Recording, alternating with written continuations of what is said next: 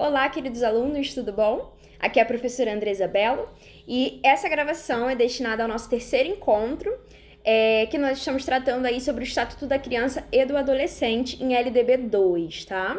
Lembrando que hoje é o prazo, né, para você estar fazendo ali o anexo do seu trabalho dentro do post referente aos trabalhos de conclusão de módulo. Então, atenção, não é para fazer o anexo na pasta errada. Certifique-se que você está fazendo um anexo ali na pasta da professora Andresa Bello, LDB 2, tá? E vai estar ali escrito que é o post referente aos trabalhos de conclusão de módulo, tá ok? Bem, a aula de hoje nós vamos estar terminando, né, a nossa leitura e a explicação da nossa apostila, onde constam ali os principais artigos, né, do nosso Estatuto da Criança e do Adolescente. Então, hoje a nossa aula vai ser uma aula mais resumida, né? Nós vamos perceber que alguns pontos, né, já foram trabalhados na primeira e também na segunda aula, tá? Só lembrando que no nosso próximo encontro, nosso quarto encontro, será nossa prova online. Então estude, se prepare, assista os nossos vídeos. Eu já falei para vocês que estou colocando todos os nossos vídeos aqui na plataforma no YouTube. Deixei o linkzinho para que vocês possam assistir. Por quê? Antes eu colocava no Drive e não estava tendo muito espaço, né, para eu poder estar anexando todas as minhas aulas. Então lá no YouTube não tem esse limite, né? Então você vai poder acessar mesmo depois que este módulo terminar, ok? Então vamos para o nosso primeiro slide, né, com o conteúdo que está na nossa apostila. Então você vai poder estar acompanhando também aí na sua apostila. Hoje nós vamos fazer uma leitura dinâmica do capítulo 2, das atribuições do Conselho, né? Quais são as atribuições do Conselho Tutelar? Aonde que fala quais são as atribuições do Conselho Tutelar? Está lá no artigo 136. Nós vamos ver cada um dos pontos que são incumbências, né, atribuições, responsabilidades do nosso Conselho Tutelar. E eu trouxe também um slide especial, né, falando ali quais não são as atribuições do Conselho Tutelar e que muitas das vezes caem ali na prova, né? E muitos alunos acabam errando, porque são talvez ali coisas que muitas pessoas acham que o Conselho Tutelar tem ali essa atribuição e, na verdade, por lei não tem, tá? Então, são atribuições por lei, tudo que está no artigo 136, que diz ali o primeiro, tá? Atender as crianças e os adolescentes. Nós já vimos quem são as crianças e nós também já vimos quem são os adolescentes. Criança é qualquer ser, né, de 0 a 12 anos incompletos, qualquer ser humano. Seja menino, menina, enfim. E adolescente de 12 anos aos seus 18 anos incompletos, tá? Então vai ser previsto aí, como atribuição do Conselho Tutelar, atender a essas crianças e a esses adolescentes, nas hipóteses aí previstas no artigo 98 e 105, aplicando as medidas preventivas do artigo 101, do ponto 1 ao ponto 7. Bem, nós já vimos na nossa aula anterior o artigo 98, o artigo 105, nós conversamos sobre as medidas de proteção, medidas socioeducativas. Nós vimos isso na primeira e também na segunda aula, tá? Ponto 2. Atribuição do Conselho Tutelar atender e aconselhar os pais ou responsáveis, tá? Nem sempre quem ali vai criar aquela criança são os pais, mas há um responsável legal por aquela criança, a quem tá ali incumbido através de uma responsabilidade de estar ali cuidando dessa criança, protegendo essa criança. Então, o atendimento e o aconselhamento se destina tanto para os pais quanto para os responsáveis, tá? E vão ser aplicadas as medidas previstas ali no artigo 129. Promover a execução de suas decisões, podendo para tanto requisitar serviços públicos nas áreas de saúde, educação, serviço social, previdência, trabalho e também a segurança. Então, cabe ali como atribuição do Conselho Tutelar requisitar todos os serviços para essas crianças e para esses adolescentes que estejam ali em carência dentro das áreas no que diz respeito ali à saúde, à educação, aos serviços sociais, à previdência, trabalho, segurança e por aí vai, tá? B. representar junto à autoridade judiciária nos casos de descumprimento injustificado de suas deliberações. Em caso do descumprimento de qualquer uma das deliberações que não tenha a adequada justificação para isso, justificativa, o Conselho Tutelar vai estar junto com a autoridade judiciária representando todos esses casos, tá? Eu grifei ali em vermelho, né, encaminhar ao Ministério Público notícia de fato que constitua uma infração administrativa ou penal contra os direitos da criança ou do adolescente. Então, quem vai tá encaminhando, né, ao Ministério Público é o Conselho Tutelar. A partir do momento que o Conselho Tutelar recebe ali, né, algum ato, né, alguma infração administrativa ou penal que tenha sido feita em cima ali das crianças e adolescentes que estão ali desrespeitando seus direitos, o Conselho Tutelar tem a incumbência, a atribuição de encaminhar esse caso ao Ministério Público, tá? Encaminhar a autoridade judiciária aos casos de sua competência. Providenciar a medida estabelecida pela autoridade judiciária, dentre as previstas no artigo 101, de 1 a 6, para o adolescente autor de ato infracional. Nós já vimos na aula passada que adolescente e criança, eles não cometem crime. Por lei, são chamados, né, de atos infracionais. As crianças, ou seja, aqueles que possuem idade entre 0 a 12 anos, não são alcançados ali por medidas, vamos dizer assim, de penalidades, né?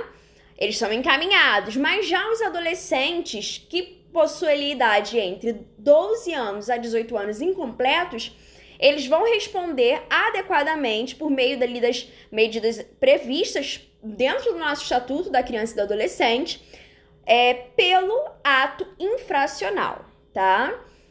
Cabe também ao Conselho Tutelar expedir notificações e ali, olha, requisitar as certidões de nascimento e também de óbito da criança ou do adolescente quando for necessário. Eles podem estar fazendo essa requisição tanto da certidão de nascimento quanto da certidão de óbito, tá?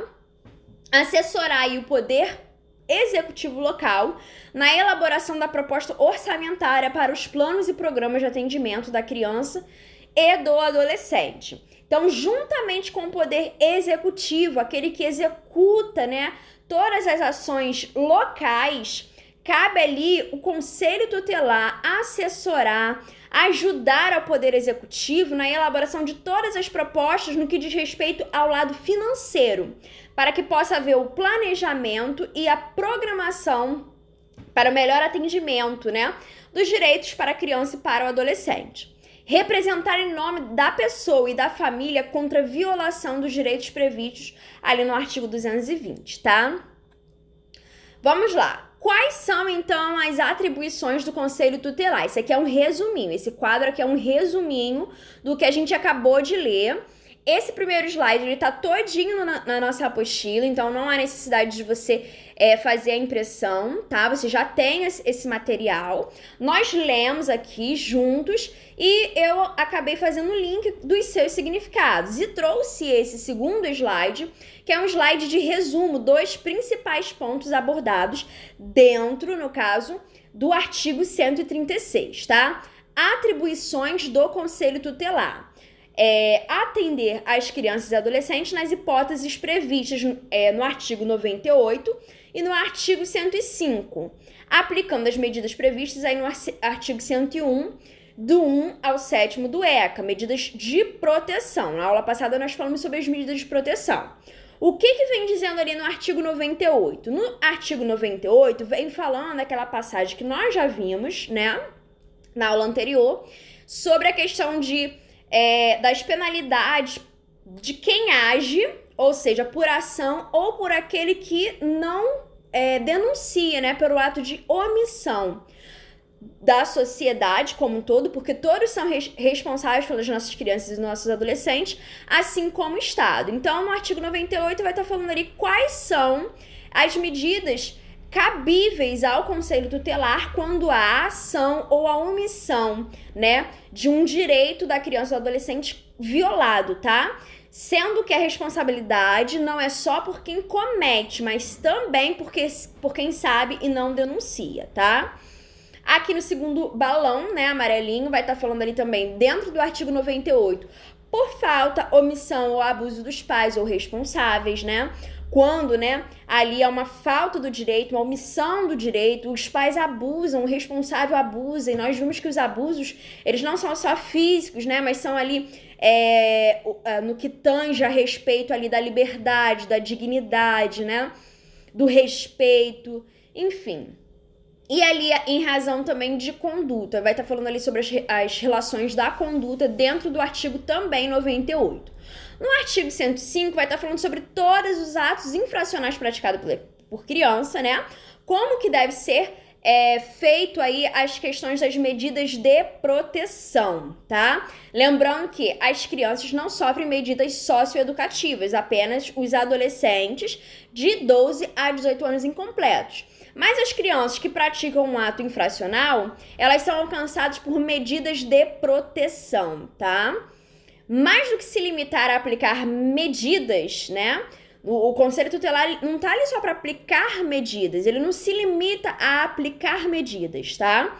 Mas ele também tá ali para quê? Para tomar zelo, para que todas as providências legais e necessárias possam ocorrer, para que ele possa apurar e fazer cessar todo e qualquer tipo de ameaça ou da violação dos direitos das nossas crianças e também dos nossos adolescentes, ok? Só refrisando aqui mais uma vez, para que não haja, assim, desentendimento, né, da ideia. Criança e adolescente não cometem crimes, né? Por lei, essa expressão ela é uma expressão errada. O correto seria falar que criança e adolescente, quando comete ali um desvio legal, ele tá cometendo, então, um ato infracional, tá? Lembrando que a criança, ela não vai ser alcançada pelas medidas socioeducativas, mas elas vão ser alcançadas por medidas de proteção. Já os adolescentes, eles já conseguem ser alcançados por lei por meio, né, dessas medidas socioeducativas. Caso tenha ficado alguma dúvida a respeito dessa questão, a nossa segunda aula, ela vem falando ali item por item, né? Passei, inclusive, aí o questionário com algumas questões relativas às medidas, tanto de proteção quanto ali as medidas socioeducativas, ok? Vamos lá. Continuando aqui, os artigos e na nossa apostila vai falar assim, também ainda dentro das atribuições do Conselho Tutelar, tá? Representar ao Ministério Público para efeito das ações da perda ou suspensão do poder da família. Então, quem representa, né, aquela criança e aquele adolescente ao Ministério Público em caso de perda ou de suspensão do poder da família é o Conselho Tutelar, tá? Lembrando que essa perda ou essa suspensão do poder da família em relação ali a criança e adolescente só vai ser feita, olha o grifo aí em vermelho, após esgotada todas ali as possibilidades de manutenção da criança e do adolescente junto à família natural, porque sempre eles vão tentar achar a melhor forma para que essa criança e esse adolescente possam, né, ser reintroduzidos de maneira saudável ao seio familiar. Mas, quando for esgotadas as possibilidades, o Conselho Tutelar vai representar essas crianças e esses adolescentes junto ao Ministério Público para que possa ser feito todas as ações cabíveis em relação à perda ou mesmo à suspensão do poder da família, tá?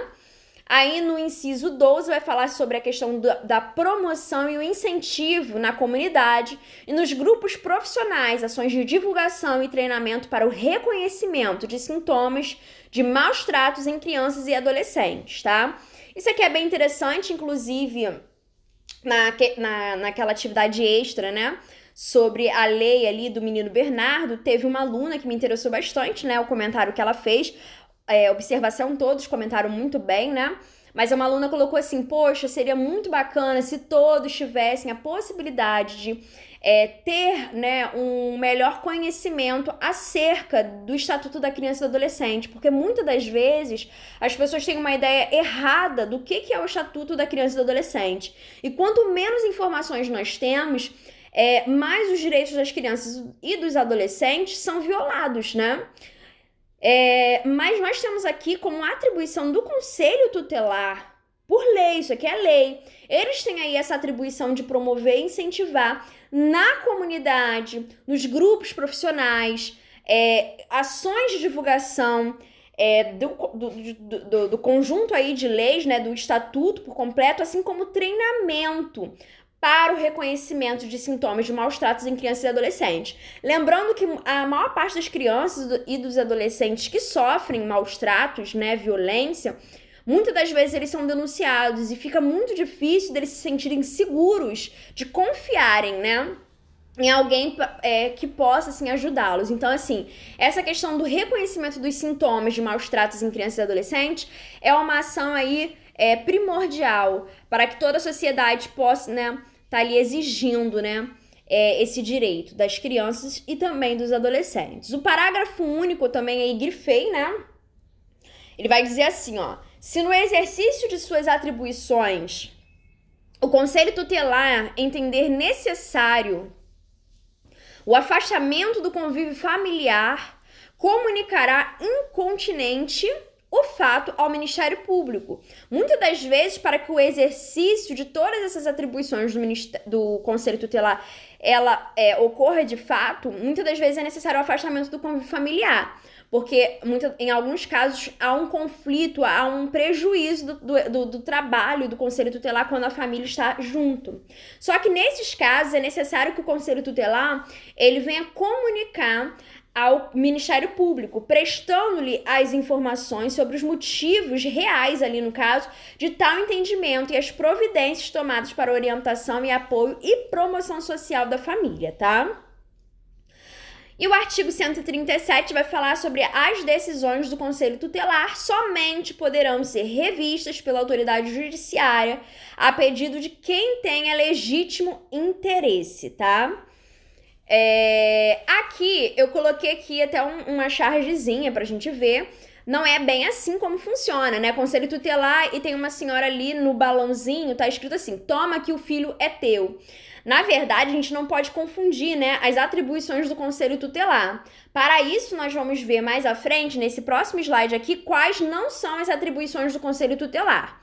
Mas antes, vamos ver aqui o passo a passo de como que funciona aí a questão aí de uma ligação, né, para o relato e uma denúncia, né, de uma violação dos direitos da criança e adolescente.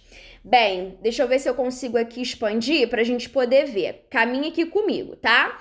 No balãozinho azul, por telefone, pode ser pessoalmente, pode ser por um relato escrito ou outro meio que a pessoa tem ali para colher o máximo de informações possíveis. Então, como que se faz ali essa denúncia ao Conselho Tutelar? A denúncia pode ser feita pelo telefone, pode ser feita pessoalmente, ou mesmo por um relato, por escrito, ou outro meio, onde ali a pessoa possa colher o máximo de informações, tá? Pode ser qualquer pessoa dentro da sociedade para fazer essa denúncia. Nesse caso da denúncia, né, o Conselho Tutelar, nós estamos aqui no balãozinho laranja, vai receber essa notícia de fato que constitui ameaça ou violação dos direitos da criança e do adolescente. A partir do momento que ele recebe essa notícia, ele vai fazer o registro administrativo da denúncia. Mas depois desse registro, é necessário que o Conselho Tutelar faça o quê? A averiguação do direito violado. É necessário ver se realmente essa denúncia ela ocorre de fato, porque infelizmente nós sabemos que existem muitas pessoas maldosas que fazem denúncias, né, de maneira irresponsável, vamos dizer assim, né? Não é simplesmente, eu não gosto daquela pessoa, vou denunciar ela, né? Ali o Conselho Tutelar ele vai fazer o registro, né, administrativo da denúncia, mas ele vai averiguar. Como que ele pode averiguar se esse direito foi violado? Ele vai fazer uma notificação para comparecer ao conselho tutelar, o responsável vai ter que comparecer ao conselho tutelar. Ele pode fazer uma visita domiciliar ou mesmo uma visita institucional, ou seja, as instituições ali de ensino e pesquisa onde aquela criança e aquele adolescente estejam matriculados, tá? E ali eles vão reunir os elementos de sua convicção, tá? Aí, olha só, após a averiguação, nós estamos ali nesse amarelinho ali, tá? Tipo marca-texto. Caso não se constate elementos que comprovem a ameaça ou a violação dos direitos improcedente, eles vão estar ali no roxinho arquivando fundamentalmente após análise do colegiado, tá? Quando a gente vê que não tem fundamento aquela denúncia. Mas e quando aquela denúncia realmente tem fundamento? Aí a gente vem aqui pro azulzinho. Quando ele é procedente, quando realmente há indícios de procedência daquela acusação, eles vão fazer uma abertura do expediente. Nessa abertura do expediente, eles vão fazer uma discussão dos casos em colegiado, se necessário até com pedido de avaliação pelos órgãos técnicos. E eles podem proceder de 3 formas, tá? Dependendo aí da denúncia, do que foi violado. Eles podem atender ali com acompanhamento da execução da medida aplicada, na questão ali de zelar pela efetividade do atendimento prestado. Pode ser ali, por exemplo, uma denúncia de que a criança não está frequentando a escola, que a criança ela não está matriculada na escola, né? Então ali vai fazer um exemplo, tá? Um acompanhamento da execução da medida aplicada, aonde o Conselho Tutelar vai estar zelando pela efetividade do atendimento prestado, tá? Aí tendo ali uma requisição dos serviços para a garantia dos direitos, atendendo aí as crianças e os adolescentes e também aí os responsáveis. Agora, dependendo do caso da denúncia, vai ser ali cabível uma aplicação de medidas protetivas às crianças, protetivas aos adolescentes e até mesmo aos pais ou responsáveis, por medida de quê? De encaminhamento, tá? Eu achei bem interessante trazer esse balãozinho para que vocês pudessem conhecer como que se dá aí o processo, né? Desde a denúncia, como que se pode ser feita essa denúncia, ao fato da averiguação, do arquivamento, do registro administrativo, né? De você ver que realmente se tem procedência ou se não tem procedência, da abertura ali do expediente e por aí vai. E também da aplicação ali no caso das medidas corretas, tá? O que não é atribuição do Conselho Tutelar e muitas das vezes as pessoas acham que é atribuição do Conselho Tutelar. Não é atribuição do Conselho Tutelar requisição de registro civil de pessoas naturais. Autorizações para viagens de crianças, não é atribuição do Conselho Tutelar. Formalização de acordos extrajudiciais de alimentos ou pensões, não é com o Conselho Tutelar, tá? Concessão da guarda, destituição do poder da família, também não é com o Conselho Tutelar. Aplicação de medidas socioeducativas, não é o Conselho Tutelar, ele vai estar ali encaminhando ao órgão competente para que possa estar fazendo essa aplicação, né? Autuar pessoas ou estabelecimentos acusados da prática de infrações administrativas às normas de proteção à criança e adolescente. Não é. Investigar casos em que há suspeita de prática de crime contra crianças e adolescentes. Não cabe ao Conselho Tutelar o ato de investigações, tá? Também não cabe ao Conselho Tutelar efetuar o transporte de crianças e adolescentes, em especial, no caso, o recâmbio, né, para outros municípios. E também não é atribuição do Conselho Tutelar executar medidas de qualquer natureza, tá ok? Vamos lá. O artigo 141 tem aí relação na questão aí do título, né, do acesso à justiça, capítulo 1 das disposições gerais. Algumas coisas, inclusive, nós já vimos em aulas anteriores, tá? É garantido o acesso de toda criança ou adolescente à defensoria pública, ao Ministério Público e ao Poder Judiciário por qualquer de seus órgãos, tá? Lembrando que a assistência judiciária gratuita, ela será prestada a todos aqueles que necessitarem. Então, caso haja alguém que necessite dessa assistência judiciária gratuita, por lei tem esse inciso aqui e o parágrafo 1, dizendo que ele vai ser feito através de um defensor público ou de um advogado nomeado, tá? O segundo parágrafo vai dizer aí, as ações judiciais de competência da Justiça da Infância e da Juventude são isentas de custas e emolumentos, ressalvadas a hipótese de litigância de má-fé. O artigo 142 fala assim, os menores de 16 anos serão representados, tá? Os menores de 16 anos eles são representados. E os maiores de 16 anos e menores de 21 anos, eles serão assistidos por seus pais, tutores ou curadores, na forma da legislação civil ou processual. E o parágrafo único vai dizer ali, a autoridade judiciária dará curador especial à criança ou adolescente, sempre que os interesses destes colidirem com os de seus pais ou responsáveis, ou quando carecer no caso de representação ou assistência legal, ainda que eventual.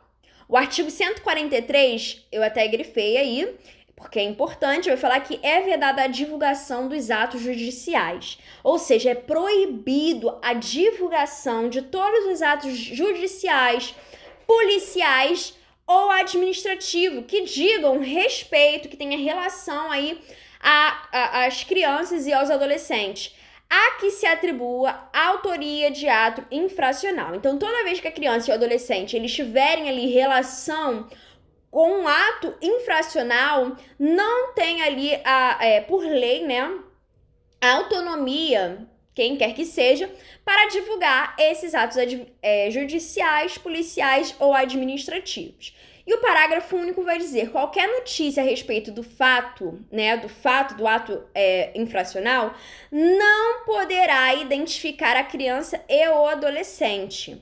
Então, ali vai estar vedando-se fotografia, referência a nome, apelido, filiação, parentesco, residência e inclusive iniciais do nome e sobrenome. Atenção, tá? Será que realmente essa lei ela está sendo, vamos dizer assim, respeitada? Porque aqui está dizendo num parágrafo único que qualquer notícia, né, a respeito de atos infracionais cometidos por crianças e adolescentes não vai poder identificar eles.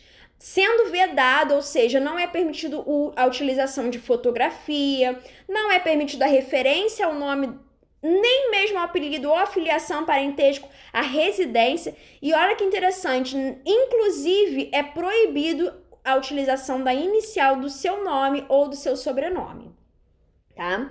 O artigo 144 vai dizer que a expedição de cópia ou certidão de atos que se refere ao artigo anterior, ou seja, 143, somente será deferida pela autoridade judiciária competente se demonstrado o interesse e justificada finalidade, ok? Vamos lá. Da proteção judicial aos interesses individuais, difusos e coletivos. Aqui vai falar sobre todos os direitos em relação à proteção aos interesses do indivíduo de forma difusa e de forma coletiva, tá? O artigo 208 vai falar que regem-se pela disposição desta lei a lei referente ao Estatuto da Criança e do Adolescente, as ações de responsabilidade por ofensa aos direitos assegurados à criança e adolescente referentes ao não oferecimento ou oferta irregular. Então, vai estar ferindo a lei se não houver o oferecimento ou a oferta da maneira adequada de quê? Do ensino obrigatório. Qual é o ensino obrigatório? É o ensino superior? Não. É o ensino básico. Então, ali, a educação infantil, a partir dos 4 anos, né?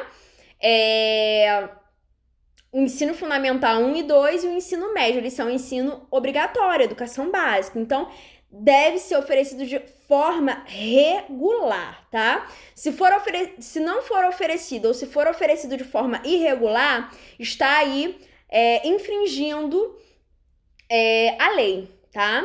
Do atendimento educacional especializado aos portadores de deficiência. Então, caso não haja um atendimento educacional especializado, né, para os portadores de deficiência, seja ela qual for, também está infringindo a lei. De atendimento em creches e pré-escolas às crianças de 0 a 5 anos de idade. Olha que interessante. Aqui está falando que o não oferecimento ou a oferta irregular de atendimento em creches e pré-escolas de crianças de 0 a 5 anos de idade.